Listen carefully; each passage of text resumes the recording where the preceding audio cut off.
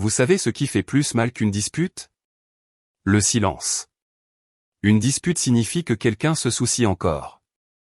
Mais un silence délibéré, signifie que la décision est déjà prise et que vous êtes le dernier à le savoir. C'est l'histoire d'un homme qui a vécu dans ce silence et ce qu'il a fait quand il a cessé d'attendre et a commencé à chercher la vérité. Ma femme a cessé de me parler pendant des semaines. Pas de dispute, pas d'explication, juste le silence. Je pensais qu'elle avait des difficultés. Il s'est avéré qu'elle planifiait. Puis la vérité a franchi ma porte d'entrée et j'ai réalisé qu'elle n'avait jamais été perdue du tout. Elle était partie depuis longtemps. Je m'appelle Grant Mercer. J'ai 46 ans. J'ai passé les 18 dernières années à gérer une chaîne régionale de magasins de détail dans le Mid-Atlantique. Le genre de travail qui semble ennuyeux jusqu'à ce que vous réalisiez que vous êtes responsable de 14 emplacements, de plus de 200 employés et de marges si minces qu'elles donnent des cheveux gris à un homme. J'ai bâti quelque chose de réel à partir de cette carrière. Naomi avait l'habitude de dire qu'elle était fière de moi. Au passé. Je le sais maintenant. Nous nous sommes rencontrés quand j'avais 28 ans. Elle en avait 25. Elle travaillait comme coordinatrice marketing pour un groupe hôtelier au centre-ville. Elle était brillante, drôle d'une manière sèche que j'aimais. Et elle avait cette façon d'entrer dans une pièce qui vous la faisait remarquer. Nous nous sommes mariés 3 ans plus tard. Pas d'enfant. Cette conversation n'a jamais abouti à quelque chose de solide. Pendant longtemps, j'ai cru que tout allait bien entre nous. Puis, il y a environ 2 ans, quelque chose a changé. Au début, c'était subtil. Elle a cessé de me demander comment s'était passée ma journée. Elle a commencé à passer plus de soirées dans la chambre d'amis. Elle appelait ça son bureau. Porte fermée, casque audio. Quand je frappais, elle ouvrait avec le regard qu'une personne donne au vendeur qui sonne à la porte à l'heure du dîner. Tolérant, à peine. Je me suis adapté. Je lui ai donné de l'espace. J'ai essayé de ne pas la harceler. Puis les semaines de silence ont commencé. Je veux dire, un vrai silence, pas le genre confortable qui s'installe entre deux personnes qui sont ensemble depuis assez longtemps pour s'asseoir sans parler. C'était le genre froid, le genre délibéré. Je disais bonjour et recevais un hochement de tête. Peut-être que je demandais si elle voulait du café, et elle était déjà en train de se servir. J'ai commencé à me sentir comme un colocataire qu'elle n'avait pas encore eu le temps d'expulser. J'ai testé ça un mardi. Je me suis assis à la table de la cuisine où elle faisait défiler son téléphone et je l'ai juste regardé. 30 secondes, 1 minute. Elle n'a jamais levé les yeux. J'ai dit son nom. Naomi, clairement et calmement. Elle a tapoté quelque chose sur son écran, posé le téléphone face cachée sur la table et s'est levée pour remplir son verre d'eau. Aucune réponse, pas même un tressaillement. Cette nuit-là, j'ai passé 2 heures allongé dans mon lit à fixer le plafond.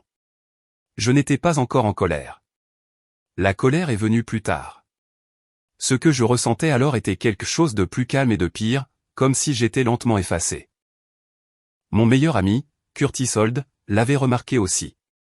Nous nous connaissons depuis l'université. C'est l'un de ces gars qui remarque les choses sans en faire un spectacle. Environ 1 mois après le début du traitement silencieux, il m'a pris à part après un barbecue chez lui et m'a dit doucement, « Tu vas bien, mec ? Toi et Naomi, vous avez l'air, je ne sais pas bizarre. » Je lui ai dit que tout allait bien. Vieille habitude.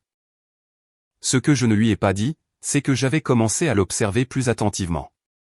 Les soirées tardives, la façon dont l'écran de son téléphone était toujours incliné loin de moi. La légère odeur d'un savon différent sur sa veste. Pas le sien, pas le mien. De petites choses. Le genre de choses que vous remarquez quand quelqu'un ne prend plus la peine de les cacher, parce que c'est ce qui me dérangeait le plus. Elle ne se cachait pas. Elle ne se souciait plus que je le remarque. Notre 21e anniversaire approchait dans 3 semaines. J'avais déjà fait une réservation. Une partie de moi s'accrochait à cette date comme à une bouée de sauvetage, comme si quelque chose à propos de l'occasion briserait la glace et que nous pourrions retrouver le chemin l'un de l'autre. Je n'étais pas prêt à abandonner. Mais le matin où je me suis enfin réveillé et que j'ai regardé autour de cette maison silencieuse, vraiment regardé, quelque chose s'est installé dans ma poitrine comme de l'eau froide.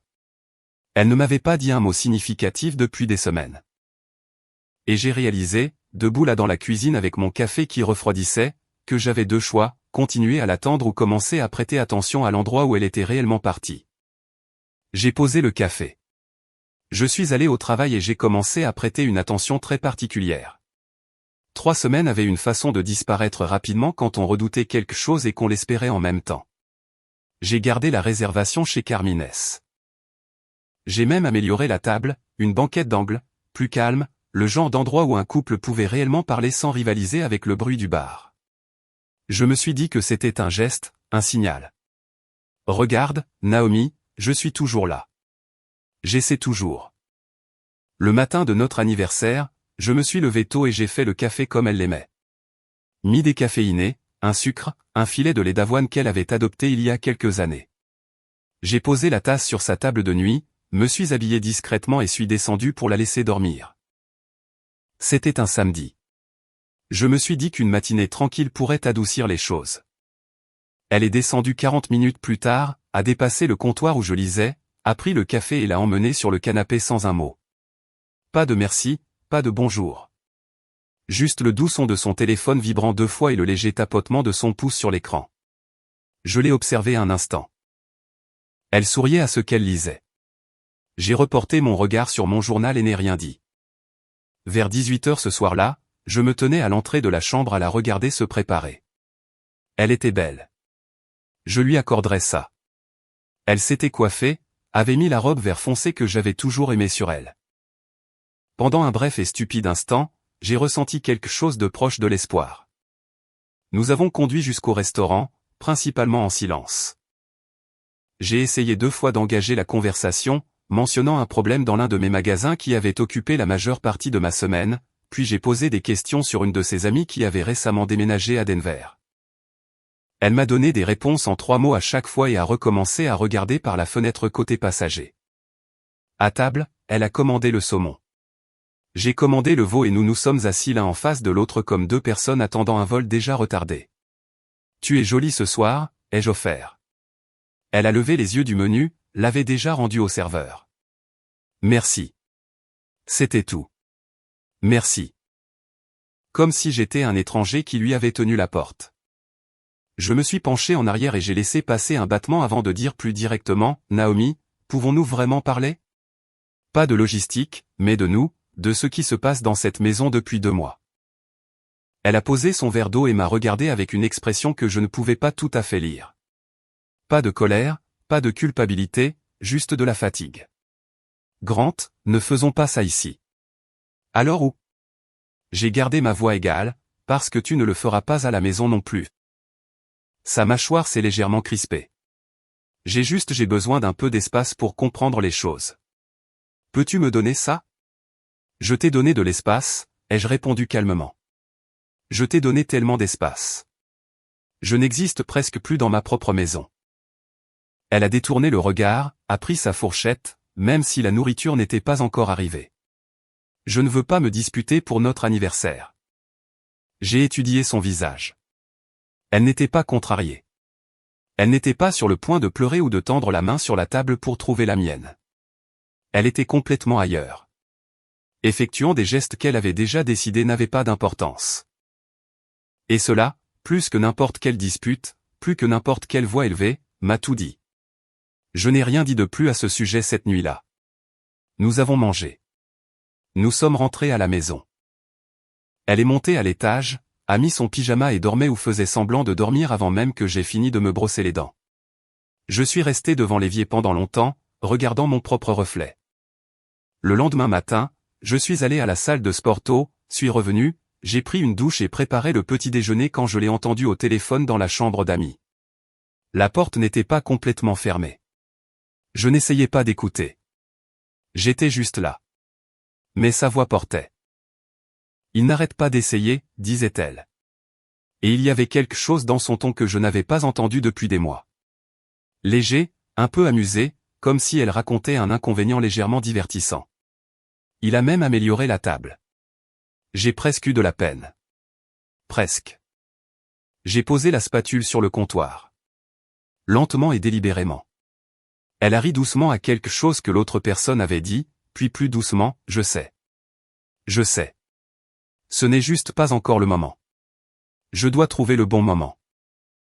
Je suis allé à la porte arrière, suis sorti sur la terrasse et me suis tenu dans l'air du matin. Le quartier était calme.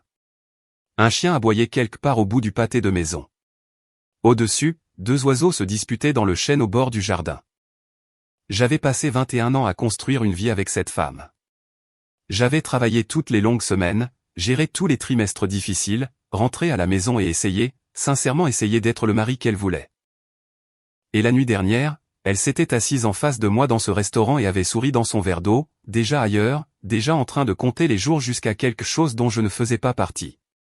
Il n'arrête pas d'essayer. Elle a presque eu de la peine. Je suis rentré à l'intérieur, je me suis servi une nouvelle tasse de café et je me suis assis à la table de la cuisine avec mon téléphone. J'ai ouvert mes contacts et j'ai trouvé le numéro d'un avocat dont j'avais entendu parler par un collègue, une avocate spécialisée en droit de la famille, intelligente et sans fioritures, nommée Patricia Callaway, qui, apparemment, ne faisait perdre de temps à personne. Je n'ai pas appelé, pas encore. Mais j'ai enregistré le numéro et l'ai fixé un instant. Puis j'ai ouvert mon application bancaire. J'ai fait défiler notre compte joint, quelque chose que je laissais habituellement en pilote automatique. Ce que j'ai vu m'a fait ralentir. Au cours des 3 derniers mois, il y avait eu une série de virements que je ne reconnaissais pas. Pas d'énormes sommes individuellement. 200 ici, 350 là, mais réguliers, constants, toujours vers le même compte externe auquel je n'avais pas d'identifiant. Mon estomac s'est noué. J'ai pris des captures d'écran de chaque transaction, remontant aussi loin que l'application pouvait me le montrer, et les ai envoyées à mon email personnel. Puis j'ai verrouillé mon téléphone, terminé mon café et regardé par la fenêtre de la cuisine l'immense chêne dans le jardin.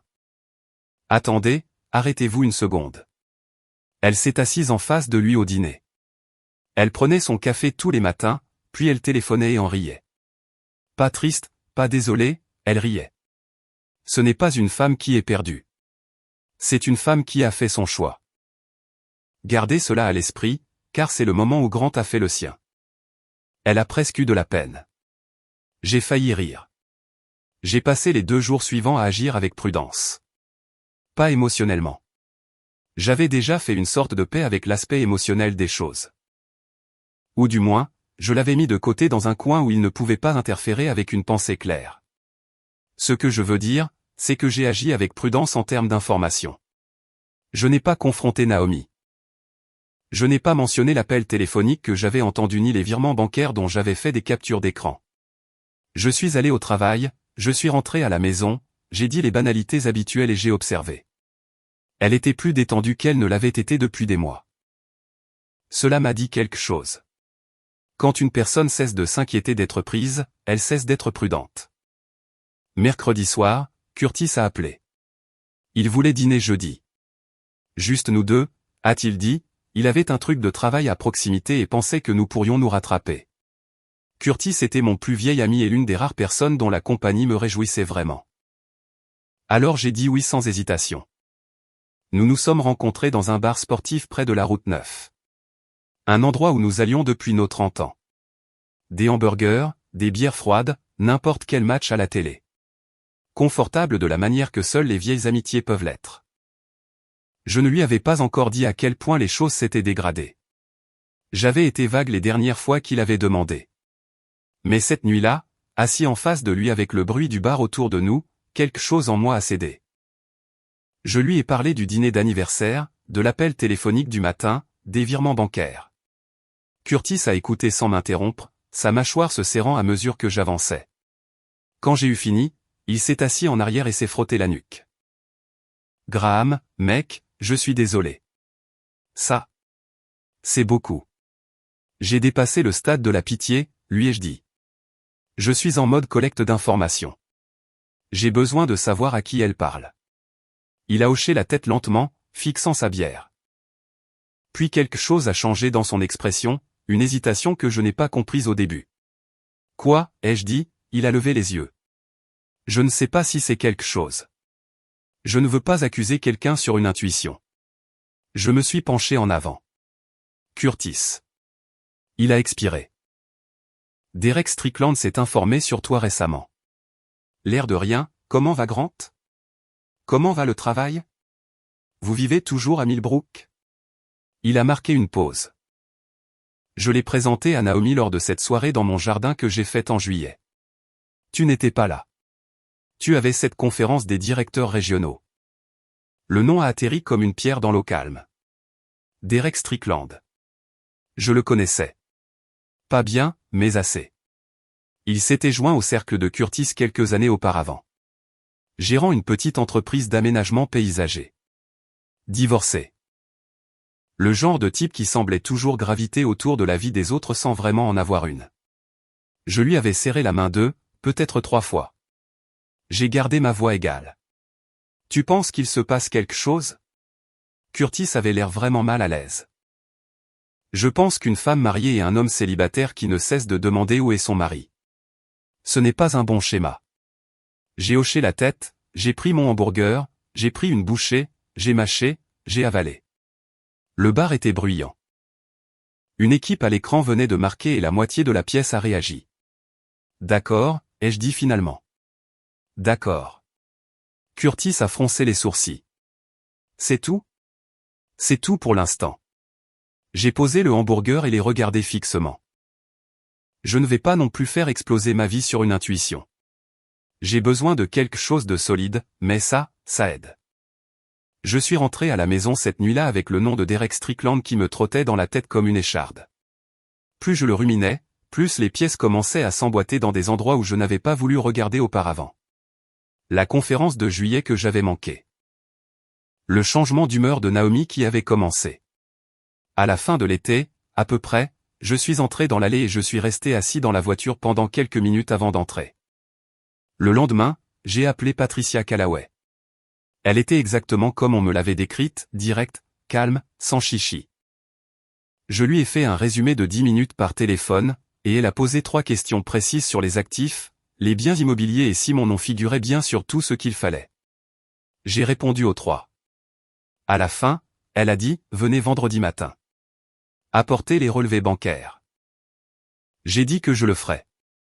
Ce même après-midi, j'ai fait quelque chose que je n'avais pas fait depuis des années. J'ai ouvert le navigateur sur mon ordinateur portable personnel, pas la machine de travail, pas celle que Naomi touchait jamais, et j'ai cherché Derek Strickland. Son entreprise d'aménagement paysager avait un site web basique, une page Facebook avec des publications sporadiques, et un compte Instagram public avec environ 300 abonnés. J'ai fait défiler lentement. 4e photo depuis le bas, un toit quelque part, daté de fin août. Il avait un bras autour d'une femme dont le visage était tourné de la caméra, riant de quelque chose sur le côté. Cheveux foncés, veste verte, un bracelet à son poignet gauche que j'avais payé $240. Je me suis adossé à ma chaise. Le voilà. J'ai fermé l'ordinateur portable et je me suis levé pour aller à la fenêtre et regarder le jardin pendant longtemps. Le chêne, les meubles de patio que j'avais montés moi-même 5 étés auparavant. Le parterre de jardin que Naomi avait parlé de replanter et qui n'a jamais été replanté. Je n'ai pas ressenti ce que je pensais. Je pensais qu'il y aurait de la rage, blanche, chaude, immédiate. Au lieu de cela, ce qui est venu était quelque chose de plus froid et de plus stable, comme un engrenage qui s'engage enfin après avoir tourné à vide pendant des mois. J'avais un nom. J'avais une photo. J'avais une rencontre avec un avocat vendredi. Et Naomi n'avait absolument aucune idée que l'homme dont elle ne s'inquiétait plus venait de commencer à faire des mouvements qu'elle ne verrait pas venir. Vendredi matin, j'étais assis en face de Patricia Callaway dans son bureau au 14e étage d'un immeuble du centre-ville. Et en 20 minutes, j'ai compris pourquoi les gens parlaient d'elle de cette façon. Elle a examiné les relevés bancaires que j'avais imprimés sans aucune réaction visible. Juste un stylo se déplaçant sur un bloc-notes juridique jaune. Des chiffres encerclés. Des questions posées d'un ton qui suggérait qu'elle avait déjà vu bien pire avant 9 heures du matin. Ces virements, a-t-elle dit, tapotant une colonne avec le capuchon du stylo. Des montants constants, un timing constant. Ce n'est pas une dépense impulsive. Quelqu'un l'a aidé à organiser ça. Qu'est-ce que ça signifie pour moi, ai-je demandé. Cela signifie qu'elle planifie ça depuis plus longtemps que vous ne le pensez, et que le conseiller, quel qu'il soit, a fait au moins une erreur. Ils n'ont pas tenu compte du fait que vous le remarqueriez avant qu'elle ne soit prête. Elle a levé les yeux. Combien de temps avant votre anniversaire aurait été un moment naturel pour elle d'annoncer son départ? J'y ai réfléchi. Quelques mois, peut-être. Patricia a hoché la tête. Alors vous avez de l'avance sur son calendrier. C'est important. Elle a croisé les mains. Voici ce que je dois vous demander de faire. Ne déplacez pas d'argent. Ne fermez pas de compte. Ne changez rien qu'elle puisse voir. Mais ouvrez un compte personnel, juste le vôtre, et assurez-vous que vos dépôts directs y sont acheminés à partir de maintenant. Discrètement cette semaine. Notez et documentez tout. Toute communication, toute absence, tout comportement inhabituel, date et heure. J'ai hoché la tête. Je le faisais déjà. En sortant de ce bâtiment, j'ai ressenti quelque chose que je n'avais pas ressenti depuis des mois. Une traction. Comme si j'avais patiné sur la glace et que mes pneus avaient enfin trouvé le bitume. Ce soir-là, j'ai reçu un appel inattendu. Le numéro m'était inconnu, mais la voix était immédiatement identifiable. L'assurance facile particulière d'un homme qui n'a jamais eu à travailler trop dur pour quoi que ce soit. Grant, une pause. C'est Derek Strickland. Je n'ai rien dit. J'ai laissé le silence s'étirer. Écoutez, a continué Derek, et je l'entendais se recalibrer en temps réel. Je sais que c'est. Je sais ce que ça a l'air, mais je pense que ce serait mieux pour tout le monde si nous parlions comme des adultes. Avant que les choses ne se compliquent. J'ai gardé ma voix complètement neutre. Comment as-tu eu ce numéro? Naomi me l'a donné, elle pensait. Elle t'a donné mon numéro, ai-je répété. Pas une question. Juste pour qu'il entende comment ça sonnait. Il a trébuché légèrement. Elle pensait que ça pourrait t'aider si nous mettions juste les choses au clair. Derek. Je me suis arrêté à une station-service, j'ai mis la voiture en paix et j'ai parlé lentement. J'apprécie l'appel. Vraiment. J'y penserai. Puis j'ai raccroché. Je suis resté là un instant. Puis j'ai ouvert mon application d'enregistrement vocal et j'ai noté l'heure, la date et ce qui venait de se passer. Je n'avais pas d'enregistrement de l'appel. Je n'avais pas été assez rapide, mais j'avais un journal et c'était déjà ça. Ce que je ruminais en rentrant à la maison, ce n'était pas Derek, mais Naomi. Elle lui avait donné mon numéro. Elle avait suggéré qu'il m'appelle, ce qui signifiait l'une des deux choses suivantes, soit elle croyait sincèrement que la conversation arrangerait les choses, soit elle me testait, pour voir ce que je savais, si je réagirais. Dans les deux cas, c'était une erreur de calcul. Le lendemain matin, j'étais dans l'allée à laver mon camion quand une voiture que je reconnus s'arrêta lentement dans la rue. Wendy Palmer, la meilleure amie de Naomi, une femme avec qui j'avais partagé des dîners pendant des années, qui avait été à notre mariage, qui appelait Naomi, sa personne.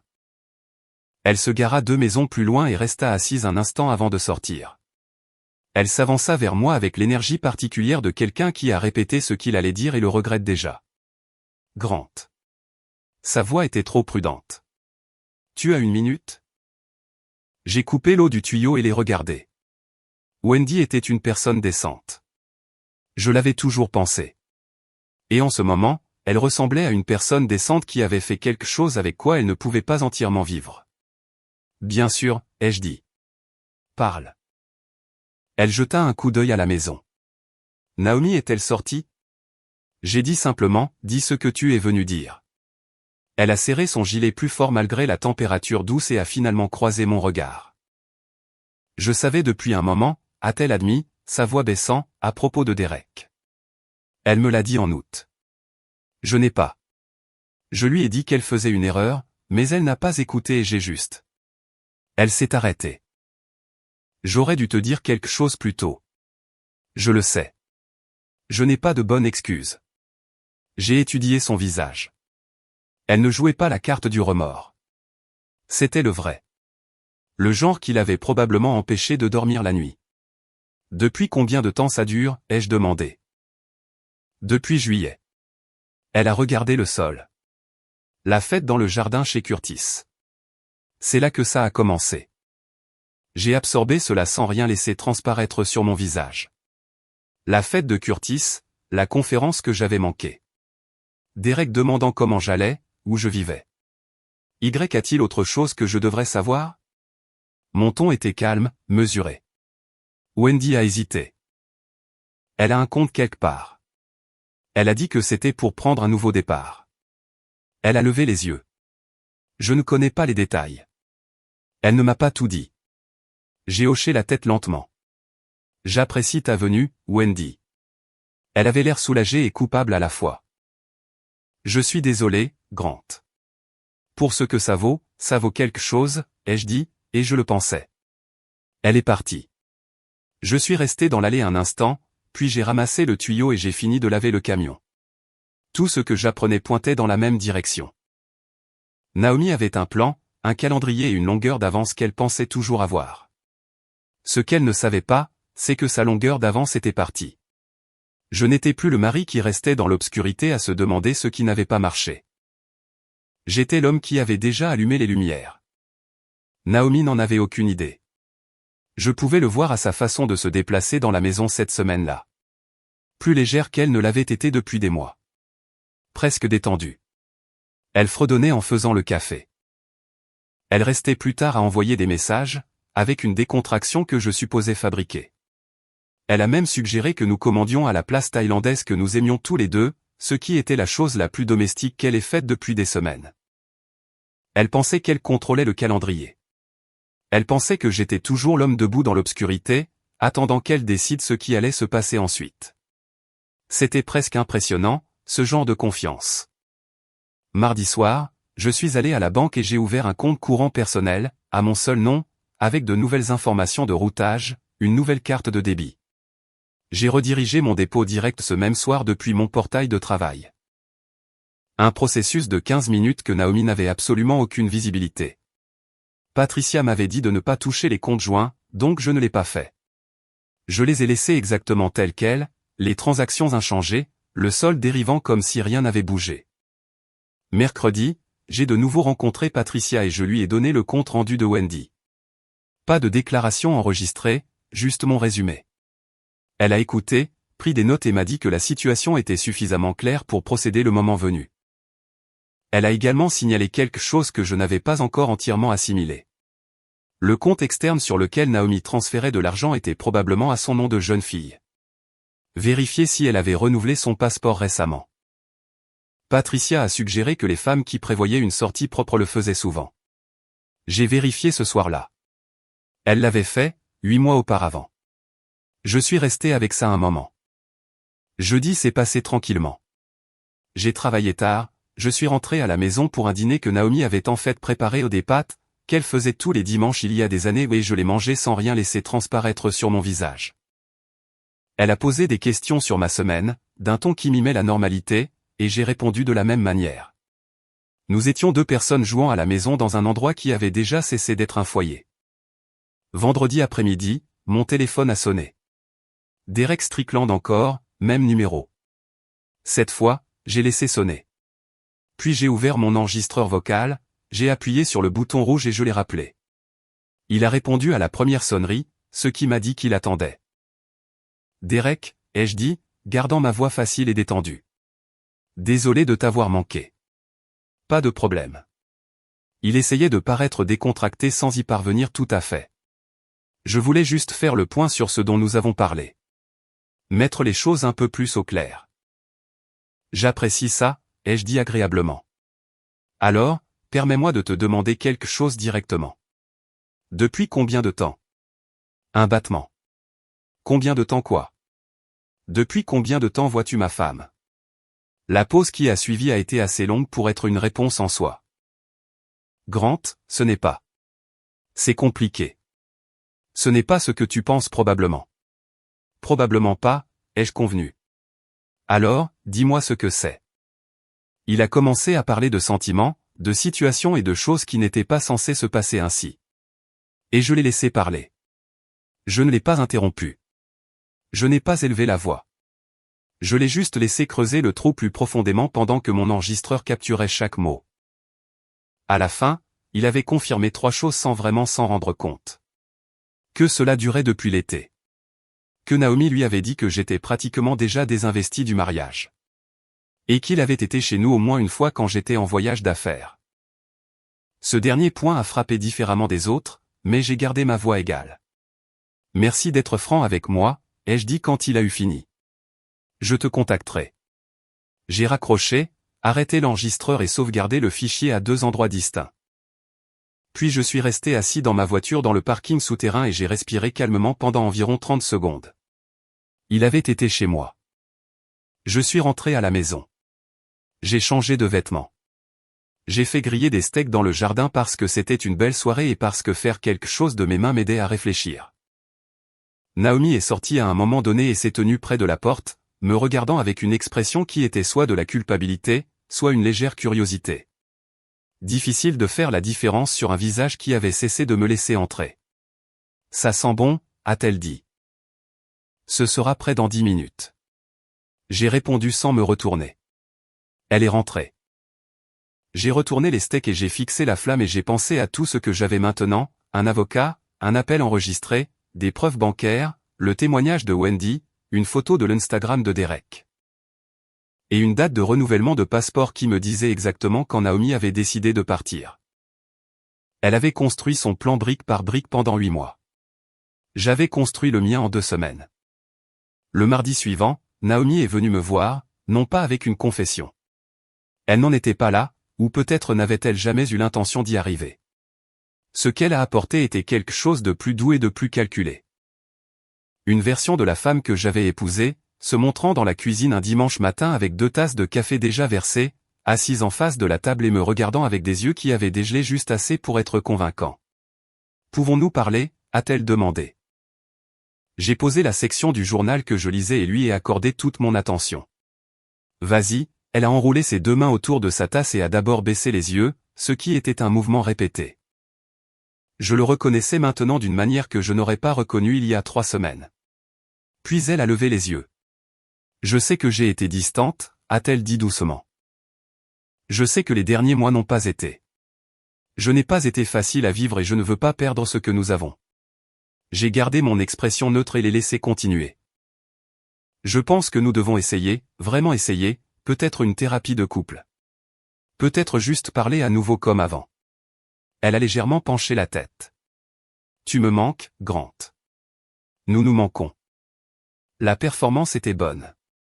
Je lui accorderais ça. » Sa voix avait exactement la bonne texture de vulnérabilité. Et la partie sur « nous nous manquons » a atterri avec une précision qui me disait qu'elle savait exactement à quelle porte frapper. Il y a 1 mois, il y a 2 mois, ces mots auraient fonctionné sur moi.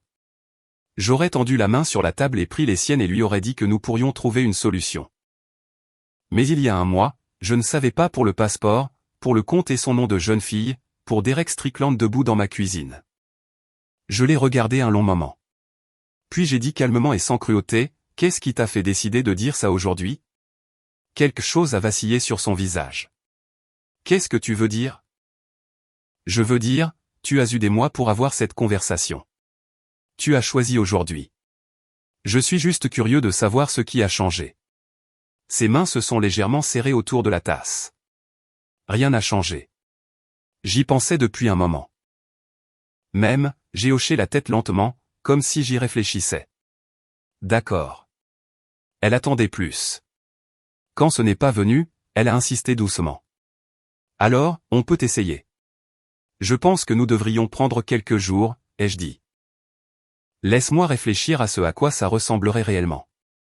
Ce n'était pas un non. Ce n'était pas un oui. C'était une porte légèrement ouverte, ce qui était exactement ce dont j'avais besoin. Elle ne pouvait pas savoir que je temporisais. Elle devait croire que je traitais l'information, que je pesais le pour et le contre, que je vacillais sur le point de lui donner ce qu'elle voulait. Elle a hoché la tête. Soulagée, ai-je pensé, ce qui a confirmé que cette conversation avait un but au-delà des mots qu'elle avait utilisés. Elle a tendu la main sur la table et a brièvement touché le dos de ma main. « Merci », a-t-elle dit doucement. « Bien sûr », ai-je répondu et je me suis tourné vers le journal. Elle a quitté la pièce. J'ai écouté ses pas monter à l'étage, puis j'ai sorti mon téléphone et j'ai envoyé un message à Patricia. Elle a essayé une approche de réconciliation ce matin. Douce, bien répétée. Je ne lui ai rien donné de solide. Patricia a répondu dans l'heure. Bien. N'engagez pas davantage. Laissez-la croire qu'elle a progressé. Nous sommes à 2 semaines d'être prêts. 2 semaines. J'ai plié le journal, terminé mon café et commencé à réfléchir à la prochaine étape. Ce soir-là, J'ai appelé Curtis et je lui ai raconté ce qui s'était passé. Il a écouté, puis a dit d'un ton monocorde, elle gagne du temps. Je sais, ai-je dit. Elle sait que quelque chose cloche. Il a marqué une pause. Ou Derek a dit quelque chose. C'était possible. L'appel téléphonique de Derek de vendredi ne s'était pas déroulé comme il l'avait prévu et les gens nerveux parlent.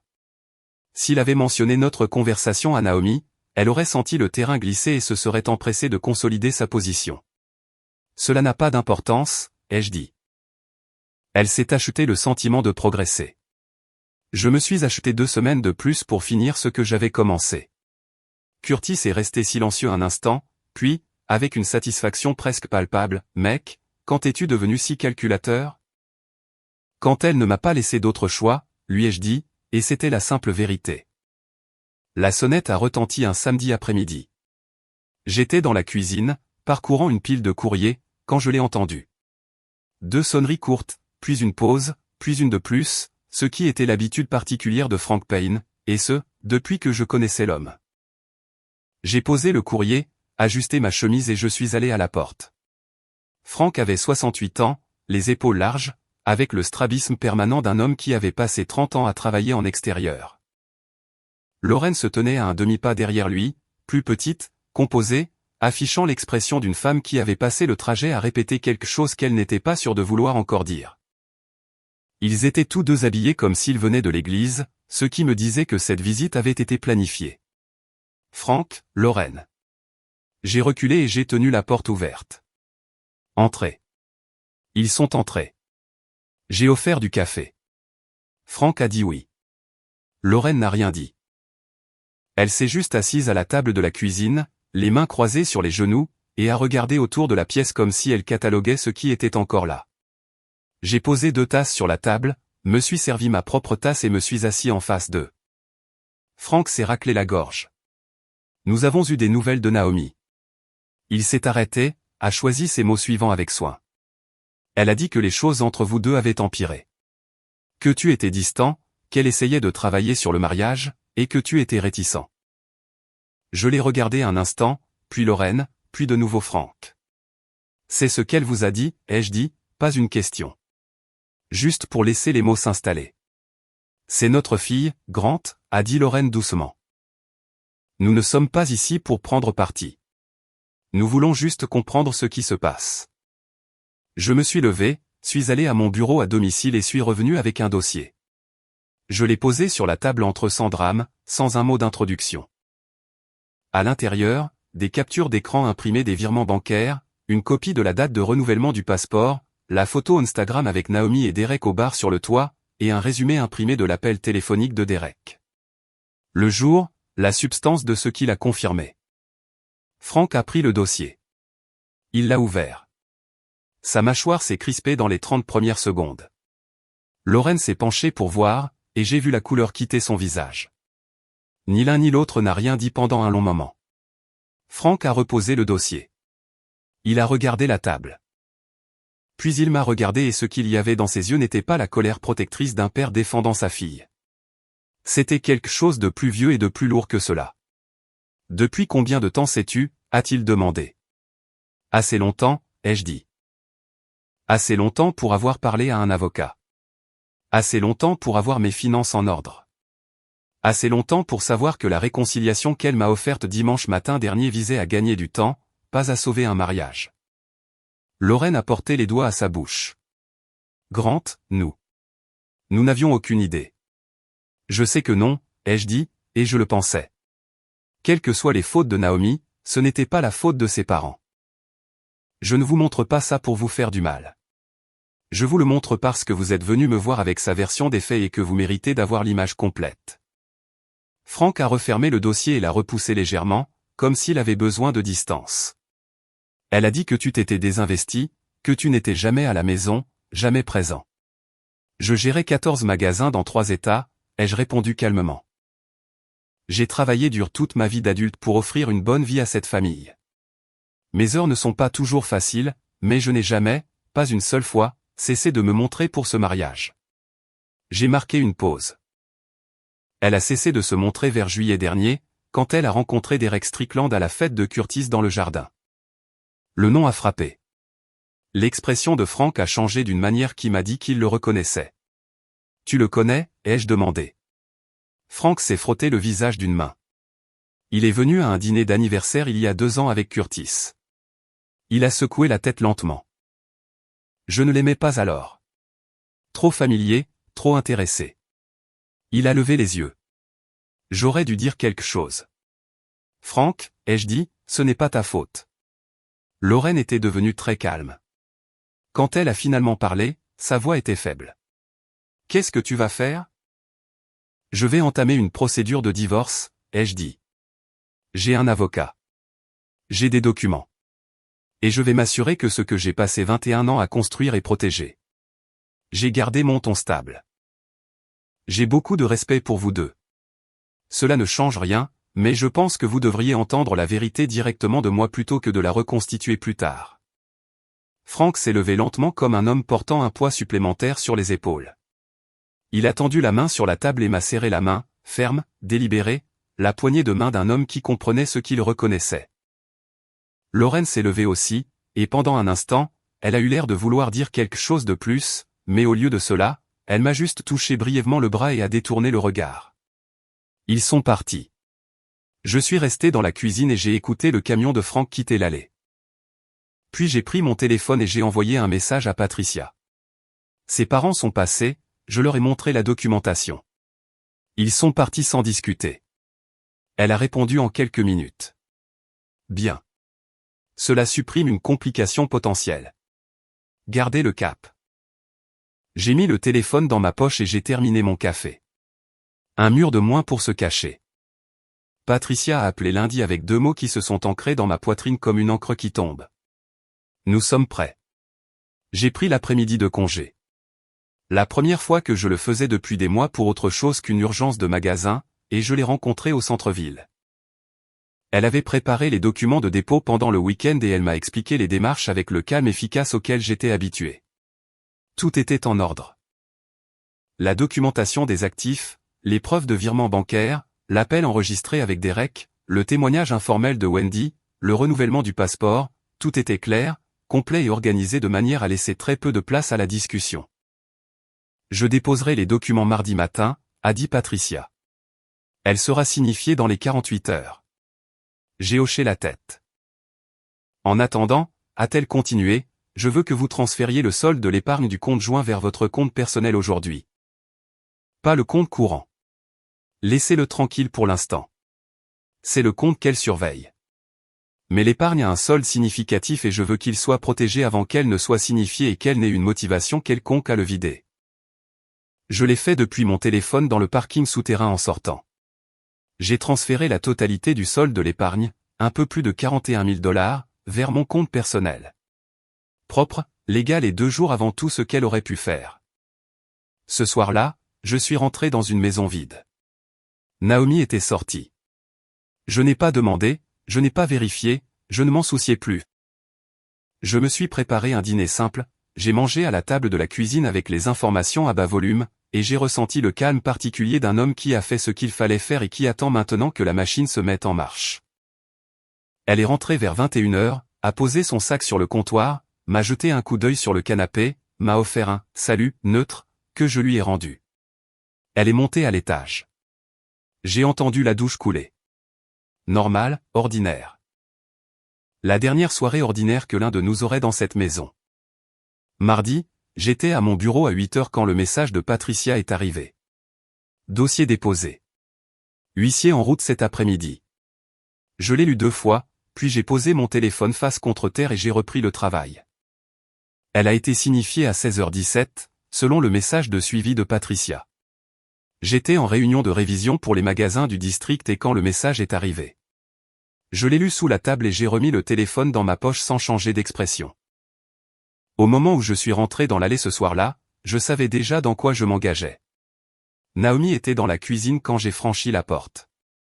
Les papiers du divorce sur le comptoir devant elle. Son visage, un vide dur et contrôlé qui me disait qu'elle avait opté pour une approche. Son téléphone était dans sa main, ce qui signifiait qu'elle avait déjà appelé quelqu'un. Derek probablement, ou Wendy, ou les deux. Elle m'a regardé et a dit d'une voix tendue, « Tu as déposé sans me dire un seul mot. » J'ai posé mes clés sur le crochet près de la porte. « Tu avais l'intention de partir sans me dire un seul mot, » ai-je répondu. J'ai juste agi plus vite. Ses yeux se sont plissés. « Tu as fouillé mon téléphone.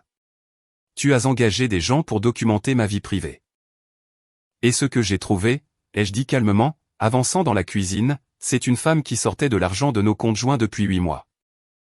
Rencontrant un autre homme dans des restaurants à 40 miles de là et disant à cet homme que son mari s'était pratiquement désinvesti tout en acceptant le café que je lui apportais à sa table de chevet chaque matin. Elle s'est raidie. « Qui est Derek ?» Il m'a appelé, ai-je dit simplement, les 2 fois. Ce n'est pas, elle s'est arrêtée, se recalibrant. Quand elle a parlé à nouveau, sa voix était plus calme mais plus dure, le compte d'épargne est vide. Il est sur mon compte, ai-je confirmé. Mon avocat l'a conseillé. Entièrement légal, entièrement documenté. Elle m'a regardé fixement pendant un long moment et j'ai pu voir les pièces de son plan se réorganiser derrière ses yeux. Le calendrier qu'elle avait construit pendant 8 mois avait été réduit à néant en 2 semaines. L'homme qu'elle avait confortablement écarté s'était avéré être un problème d'un autre genre que ce qu'elle avait prévu. « Je veux parler de ça », a-t-elle dit finalement, correctement, avant que les avocats ne prennent toutes les décisions pour nous. J'ai pris mes clés sur le crochet, me suis retourné vers la porte et les regardé par-dessus mon épaule. Cette conversation t'était disponible pendant 8 mois, ai-je dit. Tu l'as eu avec Derek à la place. Je suis sorti, je suis monté dans ma voiture et j'ai conduit jusqu'à la maison de Curtis. 8 mois ? Elle avait 8 mois pour dire la vérité. Elle ne l'a pas fait. Et quand le moment est venu, il n'a pas crié. Il n'a pas supplié. Il a juste dit ce qu'il fallait dire et est parti. C'est un homme fort. Pas bruyant, pas en colère, juste fini. Il a ouvert la porte, a jeté un coup d'œil à mon visage et s'est écarté sans un mot. Je suis entré, je me suis assis et, pour la première fois depuis le début de tout cela, je me suis permis d'expirer complètement. Elle a été signifiée, a demandé Curtis, en me tendant une bière fraîche. Elle a été signifiée, ai-je dit. Il s'est assis en face de moi et a levé sa propre bouteille. Il était temps. Le divorce a pris 4 mois à être finalisé. Patricia m'avait prévenu d'emblée que les affaires contestées pouvaient traîner considérablement plus longtemps, mais l'avocat de Naomi a apparemment jeté un coup d'œil à la documentation et lui a conseillé de ne pas contester la répartition des biens. J'ai eu la maison. Elle a eu sa voiture, ses comptes personnels et un montant de règlement que Patricia avait négocié à la baisse par rapport à ce que la partie de Naomi avait initialement demandé. Les 41 000 $ que j'avais transférés de l'épargne sont restés là où ils étaient. Derek Strickland, il s'est avéré, n'était pas le point de chute sur lequel Naomi comptait. Curtis m'a dit, avec la satisfaction particulière d'un homme à qui l'on a prouvé qu'il avait raison à propos de quelqu'un, que Derek avait coupé les ponts avec Naomi quelques semaines après le dépôt de la demande. Apparemment, la réalité d'un divorce en cours, d'avocats et de documents incluant son nom et ses relevés téléphoniques était considérablement moins attrayante qu'une liaison secrète avec une femme mariée. Il a cessé de lui retourner ses appels début février. Je n'ai pas eu de pitié pour elle. J'ai essayé d'analyser cela honnêtement et j'ai constaté que je n'en avais tout simplement pas. Wendy Palmer m'avait contacté 2 fois pendant le processus. Une fois pour prendre de mes nouvelles, une fois pour dire qu'elle avait dit à Naomi qu'elle ne pouvait pas être son confidente pendant le divorce étant donné son propre rôle dans l'affaire. J'ai apprécié le 2e appel plus que le premier. La finalisation est arrivée un jeudi. Patricia m'a envoyé un message à 10 h du matin. Fait. Copie certifiée conforme d'ici la fin de la semaine. J'étais au travail quand je l'ai lu. J'ai terminé la réunion à laquelle j'assistais, je suis retourné à mon bureau et j'ai travaillé sans interruption jusqu'à 18 h sans m'arrêter pour déjeuner. Non pas parce que j'évitais quoi que ce soit, juste parce que le travail était là et que le faire me faisait du bien. En rentrant à la maison, je me suis arrêté chez un concessionnaire. J'y pensais depuis un moment. Des années, honnêtement, bien avant que tout cela ne commence. Il y avait un camion que je voulais depuis mes 30 ans. Un Ford F250 toutes options, bleu foncé, avec l'ensemble remorquage et l'intérieur amélioré que Naomi avait qualifié d'excessif chaque fois que le sujet était abordé. Trop cher. Trop de camions. Qu'est-ce qu'on va en faire ? Je suis entré sur le terrain à 18 h 15, le soleil de l'après-midi virant alors, et j'ai trouvé celui que je voulais en moins de 10 minutes. bleu foncé, toutes les options que j'avais jamais ajoutées à ma liste mentale. Le vendeur m'a montré les fonctionnalités et je l'ai laissé parler, mais je savais déjà ce que j'allais faire. Je suis reparti du concessionnaire à 20 h. Le siège sentait le cuir neuf. Le moteur était silencieux et solide sous moi. L'autoradio jouait le genre de musique country que j'avais cessé d'écouter vers la 4e année de mariage parce que Naomi la trouvait irritante. Je suis sorti de la ville, les fenêtres baissées malgré le froid, et j'ai juste conduit un moment. Curtis a appelé alors que je faisais demi-tour. Je l'ai mis sur haut-parleur. Patricia m'a envoyé un texto, a-t-il dit immédiatement. C'est fait. C'est fait, ai-je confirmé. Une pause, puis avec une chaleur sincère, comment vas-tu, mec? Vraiment? J'y ai réfléchi tandis que les phares fendaient l'obscurité, que le chauffage fonctionnait doucement et que la radio jouait quelque chose de lent et familier en arrière-plan. Comment j'allais?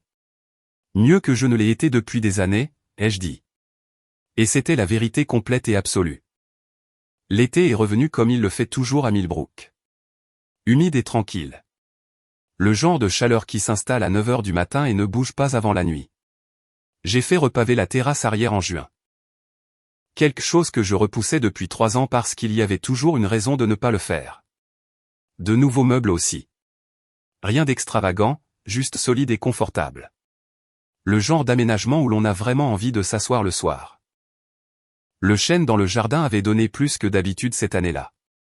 J'ai passé 2 week-ends à ramasser les feuilles et ça ne m'a pas du tout dérangé. Les 14 magasins fonctionnaient bien. J'ai promu 2 managers que j'observais depuis un moment et le district de l'Est a eu son meilleur trimestre jamais enregistré. Le travail était bon. Le travail avait toujours été bon quand je le laissais l'être. Curtis est venu pour le barbecue du 4 juillet que j'avais organisé. Petit, juste une poignée de personnes.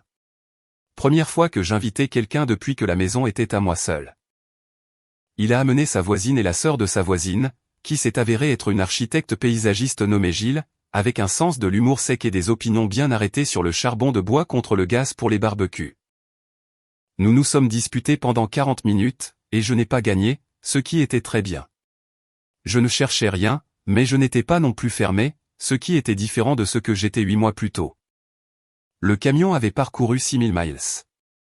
J'ai remorqué un bateau 2 fois pour un week-end de pêche avec Curtis et 2 autres amis près du Delaware Water Gap. Et les 2 voyages avaient été exactement le genre de bon temps tranquille et sans enjeu que je n'avais pas eu le temps de faire depuis des années. J'y retournais en septembre. J'ai croisé Naomi une fois, un samedi matin fin juillet, dans un supermarché du côté nord. Elle était dans le rayon des produits laitiers. Je l'ai vue la première. Elle avait l'air fatiguée, pas dévastée, juste le genre particulier de fatigue qui vient d'une vie qui ne s'est pas remise en place ni façonnée comme on l'attendait. Elle était seule, pas de Derek, pas de légèreté particulière dans sa façon de bouger. Elle m'a vu alors que je contournais le bout de l'allée. Pendant un instant, aucun de nous n'a bougé. Puis je lui ai fait un bref signe de tête, le genre que l'on fait à quelqu'un que l'on connaissait autrefois, et j'ai poussé mon chariot et j'ai continué mon chemin. Elle ne m'a pas rappelé. Je n'ai pas regardé en arrière. J'ai terminé mes courses, chargé le camion et suis rentré à la maison les fenêtres baissées. De retour à la maison, j'ai rangé les courses, me suis versé un verre de thé glacé et l'ai emporté sur le nouveau mobilier de patio sous le chêne. Le jardin était silencieux. Des oiseaux bougeaient dans les branches au-dessus.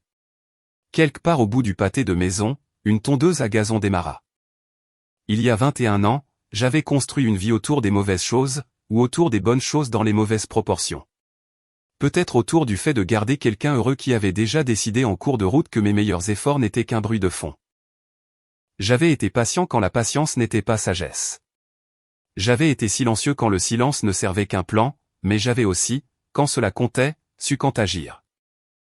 J'ai bu mon thé et j'ai regardé la lumière filtrer à travers les feuilles de chêne et je me suis senti profondément et sans artifice, comme un homme qui était exactement là où il était censé être. J'ai pris mon téléphone et j'ai appelé Curtis pour lui demander pour septembre.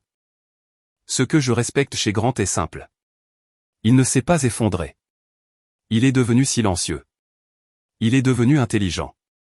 Et il a repris sa vie en main. Et ce camion qu'il a acheté à la fin, ce camion et tous les noms qu'elle lui a jamais donnés. Devenant enfin un oui. Parfois, il faut perdre quelque chose d'énorme avant de découvrir qui l'on est vraiment. Grant l'a découvert. Et je pense que vous l'avez ressenti aussi.